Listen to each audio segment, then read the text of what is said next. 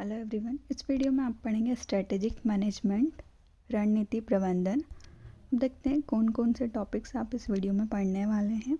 First है what is strategy, second है what is strategic management, next है example of strategic management, definition, need, benefits, limitation and characteristics. अब हम इन सभी topics को डिटेल में देखते हैं। फर्स्ट है व्हाट इज स्ट्रेटेजी, रणनीति क्या है।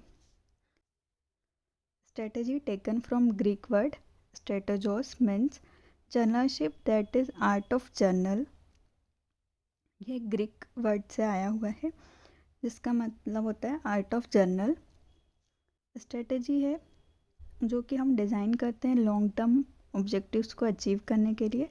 ये एक आर्ट है, साइंस है, जिसमें कि हम प्लानिंग करते हैं रिसोर्सेज का कैसे हम इफ़ेक्टिवली एफिशिएंटली यूज़ कर सकते हैं चेंजिंग इन्वायरमेंट के साथ।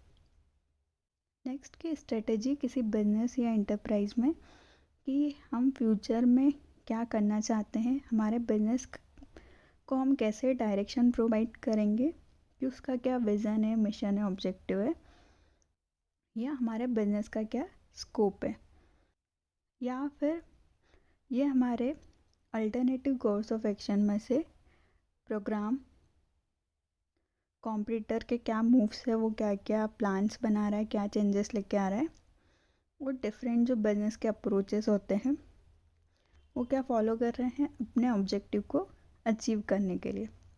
नेक्स्ट है स्ट्रेटेजी को हम लॉन्ग टर्म में ही इम्प्लीमेंट कर सकते हैं। ये टॉप मैनेजमेंट द्वारा फ्रेम की जाती है।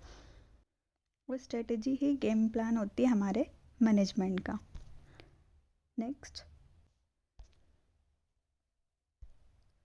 सेकेंड है व्हाट इज़ स्ट्रेटेजिक मैनेजमेंट। अभी तक हमने देखा कि स्ट्रेटेजी क्या होती है। नेक्स्ट हम देखते हैं कि स्ट्रेटेजिक मैनेजमेंट क्या होते हैं।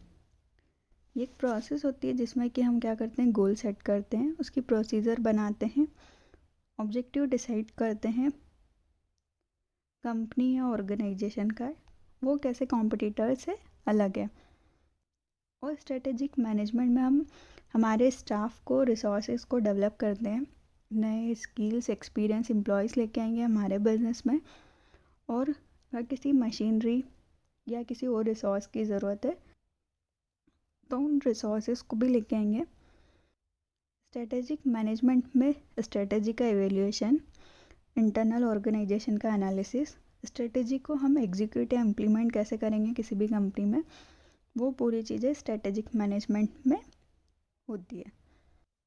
नेक्स्ट है स्ट्रेटेजिक मैनेजमेंट एक सेट है मैनेजमेंट डिसीजंस का, एक्शंस का, जो कि डिटरमाइन करता है हमारे लॉन्ग टर्म परफॉर्मेंस को, जिसमें कि हमारा एनवायरनमेंट को हम स्कैन करना, स्ट्रेटेजी को फॉर्मुलेट करना, स्ट्रेटेजी को इम्प्लीमेंट करना, उसका एवेल्यूएशन करना, कंट्रोल करना, ऑर्गेनाइजेशन के ऑब्जेक्टिव्स को अचीव करने के लिए।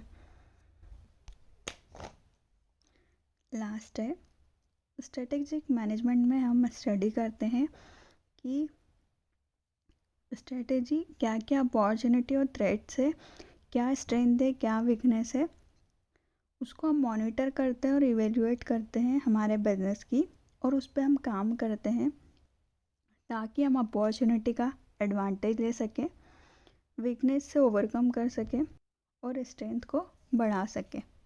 Next, why is strategic management important. Strategic management क्यों इम्पॉर्टेंट है हमारे लिए, क्योंकि हम किसी भी बिजनेस का एनालिसिस कर सकते हैं कि कौन से एरिया है जिसमें कि हम इम्प्रूवमेंट कर सकते हैं। इसमें हम एनालिटिकल प्रोसेस अप्लाई कर सकते हैं, इसमें हम थ्रेट्स और अपॉर्चुनिटी को देख सकते हैं और जनरल गाइडलाइंस को फॉलो कर सकें। जो ऑर्गेनाइजेशन का स्ट्रक्चर है, स्ट्रेटेजिक मैनेजमेंट दो तरह के अप्रोच से हो सकती है, डिस्क्रिप्टिव और प्रिस्क्रिप्टिव। प्रिस्क्रिप्टिव मॉडल बोलते हैं, ये एक आउटलाइन प्रोवाइड करता है हमको डेवलपमेंट के लिए या एग्जीक्यूशन के लिए किसी भी चीज़ के। वहीं डिस्क्रिप्टिव अप्रोच बताता है कि हम हमारी कंपनी की स्ट्रेटेजी को कैसे बनाएं, कैसे उसको डेवलप करें। हमको बनाना है तो वो डिस्क्रिप्टिव अप्रोच, फिर उसका इम्प्लीमेंटेशन तो वो होता है prescriptive approach. Next, example of strategic management. For example, एक कोई बड़ी कंपनी जो कि ऑनलाइन सेल्स रेट को अचीव करना चाहती है कि उसकी सेल सबसे ज़्यादा हो, तो उस गोल को अचीव करने के लिए कंपनी क्या करेगी, स्ट्रेटेजी बनाएगी कम्युनिकेशन से रिलेटेड। फिर उसको बहुत सारी जितनी भी उसकी यूनिट्स है, डिफरेंट एरिया है, डिपार्टमेंट है ऑर्गेनाइजेशन के, जैसे कि होते हैं मार्केटिंग, सेलिंग, प्रोडक्शन, फिर सब जगह उस प्लान को डिस्कस करेगी ताकि एम्प्लॉयज़ जो गोल सेट किया है उसको अचीव करने के लिए काम कर सकें। जब स्ट्रेटजी को इफ़ेक्टिवली अप्लाई कर लिया जाएगा तब वो हेल्प करती है कि कंपनी के टारगेट्स अचीव हुए हैं नहीं हुए हैं, सब लोग कोऑर्डिनेशन के साथ काम करें ताकि जो ऑब्जेक्टिव सेट किया है वो अचीव हो सके। स्ट्रेटेजिक मैनेजमेंट के फॉर एग्ज़ाम्पल कि हमको कोई सा नया प्रोडक्ट इंट्रोड्यूस करना है मार्केट में, कुछ नया मार्केट सेगमेंटेशन लेके आना है। नेक्स्ट है डेफिनेशन। स्ट्रेटेजिक मैनेजमेंट एक आर्ट और साइंस है जिसमें कि हम फॉर्मुलेट करते हैं, इम्प्लीमेंट करते हैं, एवोल्यूशन करते हैं। मतलब हम स्ट्रेटेजी का हम प्लान बनाते हैं, उसको बनाते हैं, फिर उसको अप्लाई करते हैं, फिर उसका एवोल्यूशन करते हैं कि उसने काम किया है स्ट्रेटेजी ने या नहीं किया है, जो ऑर्गेनाइजेशंस के ऑब्जेक्टिव्स हैं उनको अचीव करने के लिए। ये डेफिनेशन फ्रेड और डेविड ने दी थी। सेकेंड डेफिनेशन है कि strategic management set of decisions और एक्शंस होता है जिसका रिजल्ट हमको स्ट्रेटेजी के इम्प्लीमेंटेशन में मिलता है कि हमने ऑब्जेक्टिव्स को कितना अचीव किया है। ये डेफिनेशन दी थी कैनॉन ने। नेक्स्ट,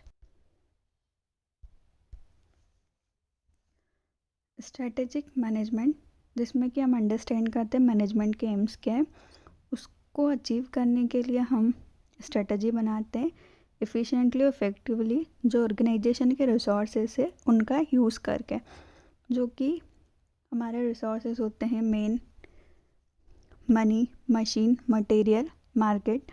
और ये डिस्क्राइब करता है कि मैनेजमेंट जो इन्वायरमेंट है उसके हिसाब से कैसे डेवलप हो रहा है, उस स्ट्रेटजी को अप्लाई करके हम हमारे बिजनेस को ग्रो कर सकते हैं चेंजिंग एनवायरनमेंट में भी। Next, need for strategic management. बहुत सारे एक्सटर्नल वेरिएबल्स होते हैं जो हमारे बिजनेस को अफेक्ट करते हैं, तो हम उन वेरिएबल्स के साथ सेम तरीके से नहीं चल सकते अगर हमने स्ट्रेटेजी नहीं बनाई है तो।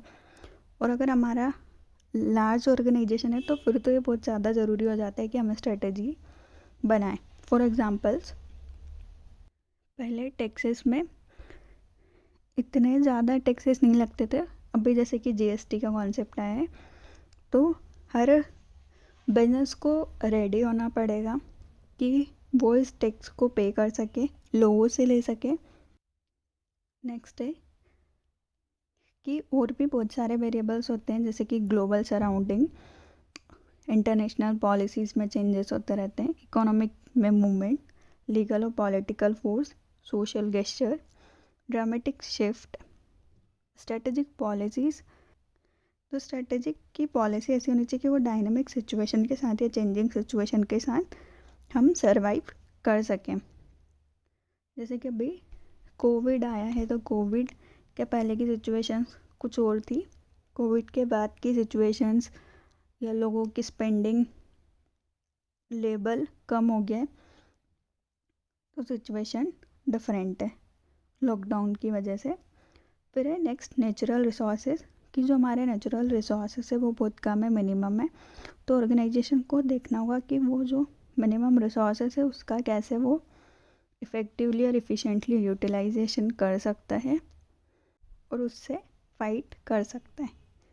नेक्स्ट, जो हमारे स्टाफ है या पर्सन है, जो हमारे ह्यूमन रिसोर्स है उनका स्ट्रक्चर कैसा है, कितने लोग काम करते हैं, कितने रेगुलर बेसिस पे है नहीं है, उनकी स्किल्स, उनका एक्सपीरियंस, कितना वो आउटकम देते हैं, उनका रूटीन कैसा है, या हम ज़्यादा कंप्यूटराइज पे बेस्ड है या फिर मेन पावर पे। जो ह्यूमन रिसोर्स है उनकी अप्रोप्रिएट पोजीशन, तो ये सारी चीज़ें अफेक्ट करेगी हमारे मैनेजमेंट को। कोई ज़्यादा एक्सपीरियंस स्टाफ होगा तो वो ज़्यादा अच्छे से आपके बिजनेस को मैनेज कर सकते हैं।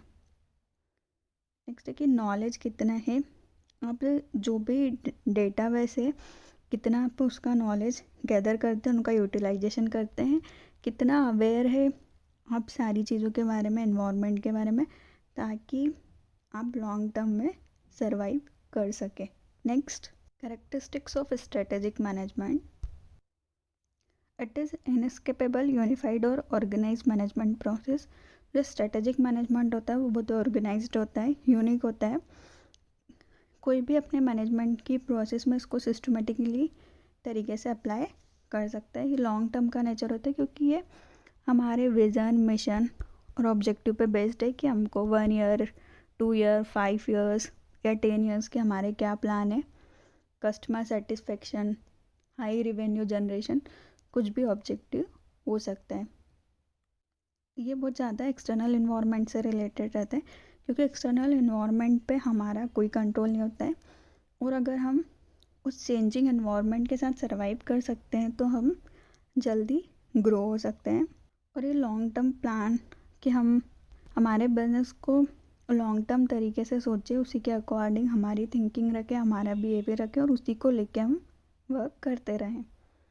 ये टॉप मैनेजमेंट का फंक्शन होता है। किसी भी ऑर्गेनाइजेशन में स्ट्रेटेजी बनाना, हमको पता है कि 3 लेवल्स होते हैं, टॉप, मिडिल और लोअर। तो ये सबसे पहला टॉप लेवल का काम होता है। अगर हमारे बिजनेस की एक कोई ब्रांच खोलनी है तो वो टॉप मैनेजमेंट डिसाइड करेगा। नया प्रोडक्ट मार्केट में लेके आना है, तो ये सारे बड़े डिसीजंस तो वो होते हैं टॉप मैनेजमेंट का फंक्शन। ये कंटिन्यूस और एंडलेस प्रोसेस होती है क्योंकि जो हमारा इन्वायरमेंट है वो डायनामिक होता है, चेंज होता है और कंटिन्यूस रहता है। तो सेम स्ट्रेटजी भी हमको उसके अकॉर्डिंग बनानी होगी, चेंज करनी होगी। ये विजनरी और इम्पैटिव प्रोसेस होती है कि इसमें हम हमारा जो विज़न है उसको फोकस करके हमारी स्ट्रेटजी बनाते हैं और उसी के अकॉर्डिंग वर्क करते हैं। Next, benefits of strategic management. Alternatives of strategy: enhance employee competence, SWOT analysis, benefits in planning, formulating resources, stimulating in assessment, is communication, supporting to comfort, competition। अब इन सभी को हम डिटेल में देखते हैं। बेनिफिट्स ऑफ स्ट्रेटेजिक मैनेजमेंट में first है alternative of strategies. किसी भी बिजनेस को बेस्ट स्ट्रेटजी देखनी चाहिए। जितने भी स्ट्रेटजी के ऑप्शन उनके पास अवेलेबल है, सबके एडवांटेज और डिसएडवांटेज चेक करना चाहिए, फिर उसमें से जो स्ट्रेटजी बेस्ड हो उसको अप्लाई करना चाहिए। सेकंड है इनहेंस एम्प्लॉय कंपिटेंस। जो एम्प्लॉयज़ या स्टाफ हमारे ऑर्गेनाइजेशन में काम कर रहे हैं उनकी एफिशिएंसी को बढ़ाना चाहिए, ताकि वो अगर ज़्यादा दक्ष बनेंगे तो हमारे बिजनेस को प्रॉफिट होगा, वो ज़्यादा अच्छे से काम करेंगे, उनकी ड्यूटीज़ को और अच्छे से परफॉर्म करेंगे। नेक्स्ट है स्वॉट एनालिसिस, जो कि ऑर्गेनाइजेशन बिजनेस की स्ट्रेंथ को, वीकनेस को, अपॉर्चुनिटी को, थ्रेट्स को जानने के लिए स्टडी करता है, जो कि हेल्प करती है ऑर्गेनाइजेशन को। जो बिजनेस है वो डायनामिक है, उसमें कैसे ग्रो करना है, कौन से फैक्टर्स है जिसको वो फॉलो करे, तो ये एनालिसिस करना बहुत इम्पॉर्टेंट होता है। Next, benefit in planning. Strategic management जो होता है वो ऑर्गेनाइजेशन को प्लानिंग में हेल्प करता है कि किस तरह से प्लान बनाए जाए, उसको कैसे इम्प्लीमेंट किया जाए। फॉर्मुलेटिंग रिसोर्सेज, जो हमारे पास रिसोर्सेज है उनका कैसे बेस्ट तरीके से यूटिलाइजेशन किया जाए, सिस्टमेटिक तरीके से उसके प्लान बनाए जाए कि उन रिसोर्सेज को कब, कहाँ और कैसे यूज़ करना है।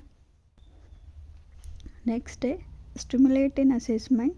ये हेल्प करता है इवोल्यूशन में कि जो स्ट्रेटजी और प्लान है वो कितने